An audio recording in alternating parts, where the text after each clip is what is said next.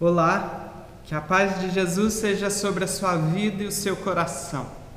No último vídeo nós falamos sobre o lugar de existência, o vídeo anterior, e nós falamos acerca do Salmo 84, nós exploramos um pouco a ideia central deste Salmo, em que falava acerca da peregrinação do salmista em direção ao templo e do anseio, do anelo, do desejo profundo do salmista por estar no templo para adorar o Senhor.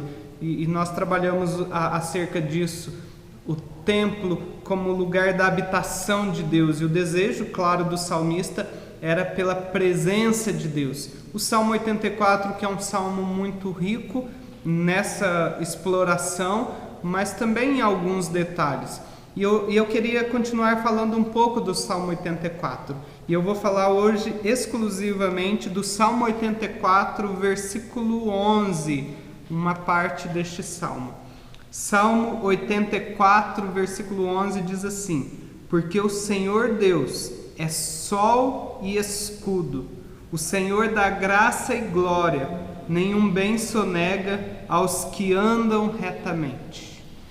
Perceba, este salmo tem como centro a presença de Deus, tem como centro a busca por Deus. Deus é a razão de ser, e como nós falamos, é o lugar de existência, porque em Deus eu encontro a minha vida, eu encontro a minha identidade, eu me encontro na história. E o versículo 11 vai falar um pouquinho acerca de Deus, da figura que o salmista utiliza para expressar quem Deus é, para expressar o favor de Deus. E ele começa usando essas duas figuras, porque o Senhor Deus é sol e escudo. Perceba, porque ele está concluindo a ideia: olha, eu prefiro estar na casa do Senhor um dia do que 1000 em qualquer outro lugar, eu prefiro estar na presença de Deus do que em qualquer outro lugar. Por quê? Porque o Senhor é sol e escudo. Essas duas figuras são figuras interessantes. O sol, ele traz referência à luz, à luminosidade. Derek Kidner entende que ele traz também a figura da alegria, o sol, o brilho da manhã. E o sol traz também a figura de energia. Então são essas duas figuras: luminosidade, clareza e ao mesmo tempo energia, força, o que dá vida, o que dá movimento. E ele está dizendo isso de Deus. Deus é escudo, a figura de escudo é a figura clara, nítida de proteção. Em Deus eu estou protegido, Ele é o meu socorro, Ele é a minha fortaleza.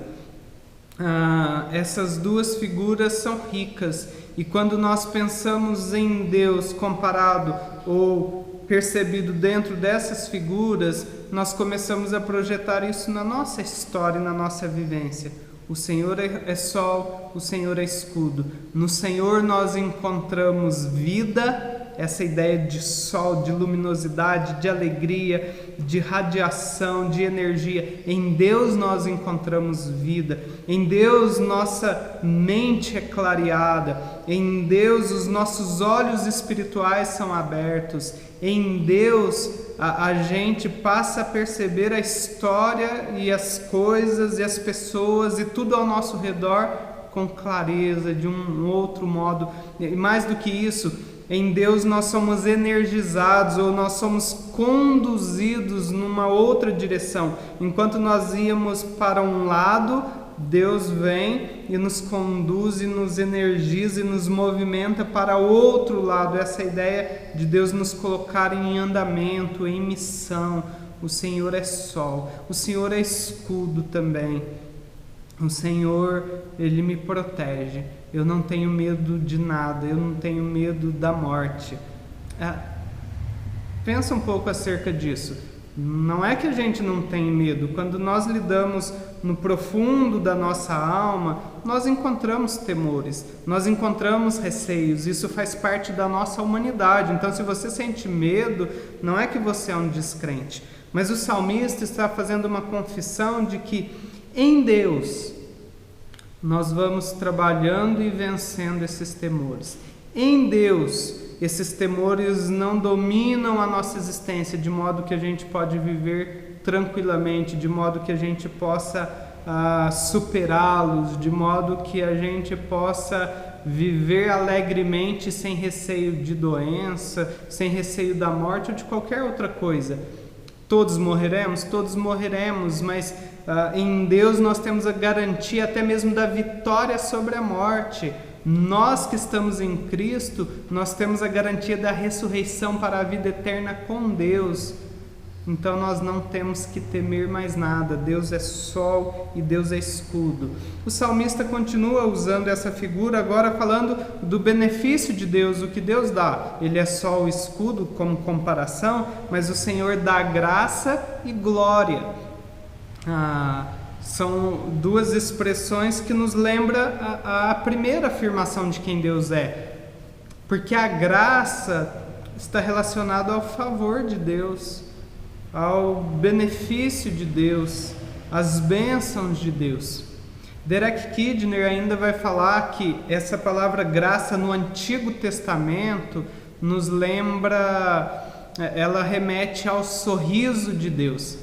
Perceba, sorriso de Deus. A palavra engraçado, uma pessoa engraçada, uma situação engraçada, engraçado vem de graça. E o Derek Kidner está fazendo essa ligação dizendo, olha, Deus nos olha com favor, com graça, com leveza. Nele nós recebemos isso, graça, viu? Uma vida mais leve, uma vida mais alegre, uma vida graciosa, uma vida que é boa de viver. O Senhor é graça e glória, nós recebemos da glória de Deus. Cristo foi revelado a nós. A glória de Deus foi manifestada a nós, em especial na pessoa de Cristo. E Cristo foi revelado a nós pelo Espírito.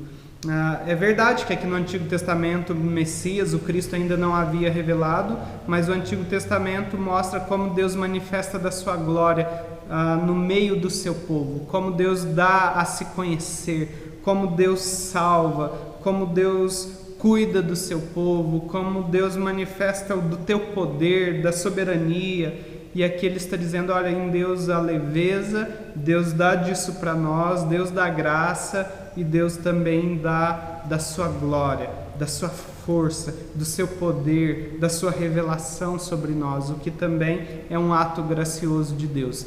Derek Kidner ainda lembra que a graça no Novo Testamento tem um conceito mais enraizado e mais profundo na pessoa de Cristo, porque graça tem a relação com os benefícios que nós recebemos a partir da morte de Cristo na cruz.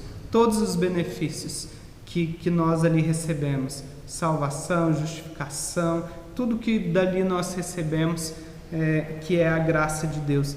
E ele termina essa expressão dizendo, nenhum bem sonega aos que andam corretamente. Aqui não é uma condição arbitrária, aqui é uma questão lógica, é como se ele estivesse dizendo, quando nós andamos com Deus, quando nós andamos corretamente, quando nós andamos uma vida com Deus, quando nós buscamos a presença de Deus, como é o anseio do Salmo, só podemos chegar a um fator, podemos chegar somente a um mesmo lugar. O bem do Senhor está sobre nós, Ele não nega os seus benefícios, Ele não nega as suas bênçãos.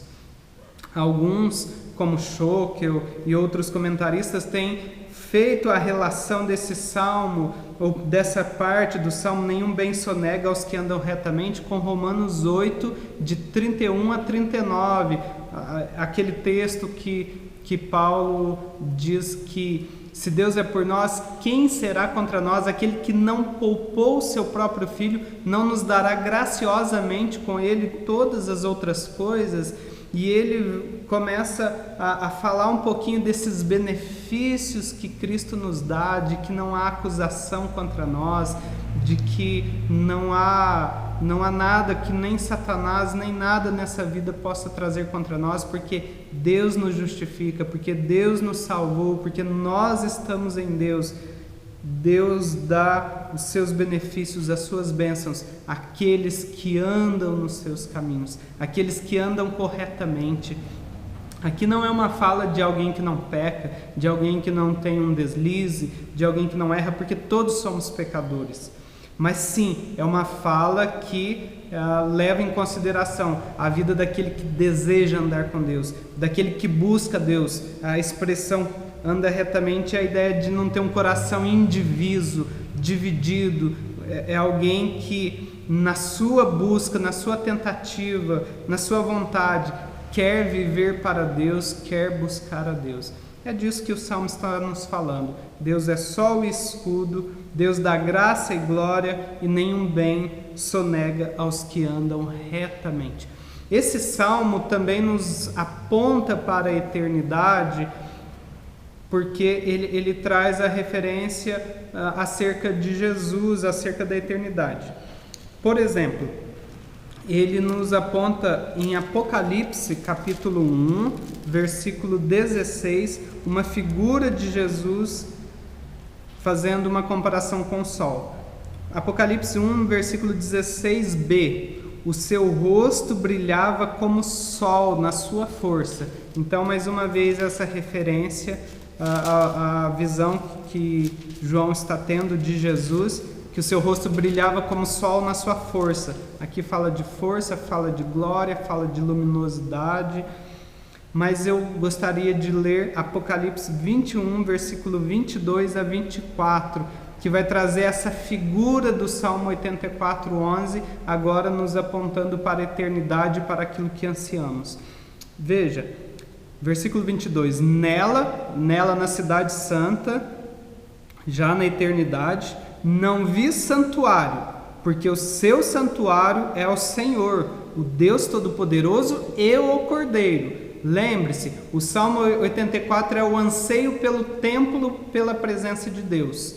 Agora, Apocalipse está nos dizendo já na eternidade, lá não haverá santuário. Por quê? Porque o santuário é o próprio Senhor, o Deus Todo-Poderoso e o Cordeiro, que é Jesus. Não vai haver um templo. O Senhor é o santuário, o que já nos aponta o Salmo 84. É a presença, a busca por Deus. Versículo 23, a cidade não precisa nem de sol, nem de lua para lhe darem claridade, pois a glória de Deus a iluminou, e o Cordeiro é a sua lâmpada. As nações andarão mediante a sua luz, e os reis da terra lhe trazem a sua glória. Percebe? O Salmo 84 fala do Senhor como sol e escudo, fala da sua graça, da sua glória. E agora ele nos aponta para a eternidade, exatamente. Deus como santuário, Deus como lugar de existência, de adoração, e Deus como aquele que ilumina toda a existência. Deus como aquele que traz vida. E é a figura que nós encontramos aqui. Por isso, eu encerro essa meditação pensando nessas figuras. Como que vai a sua vida? Nós encontramos alegria, nós encontramos clareza, nós encontramos sabedoria, nós encontramos energia, não no sentido só do vigor físico, que também pode acontecer e acontece, mas encontramos um outro jeito de viver a história em Deus. Busque a presença de Deus. Ele é sol, Ele também é escudo. Nós enfrentamos os nossos temores. Nós enfrentamos os nossos receios. Eles não dominam a nossa mente e coração. O Senhor dá graça. A vida pode e deve ser mais leve. A vida deve ser vivida a partir do benefício, da bondade, do favor de Deus. Saber que Deus está pronto e é pronto a cuidar de nós, e que a sua glória foi revelada a nós na pessoa de Jesus. Nós recebemos desse benefício e Deus nos abençoa, e Deus está conosco. Nenhum bem sonega aos seus. Ele nos dá tantas outras coisas, tantos benefícios a partir da morte e da vida de Jesus. Esse é o apelo para nós neste momento, nesta reflexão. Busque a Deus, encontre nele vida. Busque a Deus, encontre nele a proteção que nós precisamos, a segurança, para enfrentar todas as coisas. Busque a Deus para encontrar vida graciosa, vida leve, e busque a Deus porque nele está os mistérios, toda a riqueza da glória que é manifestada em Cristo e que é dada a nós para o nosso crescimento e para o nosso desenvolvimento. Busque a Deus porque nele há benefícios incontáveis, porque não há nada melhor do que viver na presença de Deus. É por isso que o Salmo encerra no versículo 12 dizendo: Ó Senhor dos exércitos, feliz o homem que em ti confia. Essa é a vida que eu sempre quis. Feliz é o homem que vive a vida de Deus, porque Deus é tudo isso, muito mais, claro, mas Ele está nos trazendo um pouco de quem Deus é no versículo 11, e quem confia nesse Deus, quem vive com esse Deus, quem anda com esse Deus, com certeza, esse é feliz, esse é bem-aventurado. Que essa seja a nossa história, que Deus abençoe.